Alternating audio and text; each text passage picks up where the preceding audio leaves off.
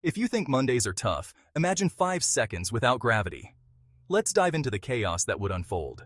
First off, gravity is what keeps everything grounded. Oceans, buildings, even the air we breathe. Without it, for 5 seconds, everything not fixed to Earth would start floating. You'd see people, cars, animals, everything start to drift upward. And yes, that includes trillions of gallons of water from our oceans. As oceans lift, they'd leave coasts dry. The moment gravity snaps back, that water would slam down, triggering mega tsunamis across the globe. Plus, even our atmosphere, the very air we breathe, would disperse into space.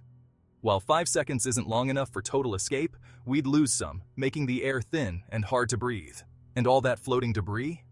When gravity returns, it'd crash back to Earth with intense speed, causing massive destruction. 5 seconds without gravity would leave a lasting mark on Earth, changing coastlines, ecosystems, and our atmosphere. Thankfully, gravity isn't going anywhere. But it's fun and terrifying to imagine. Gravity. What if? Science.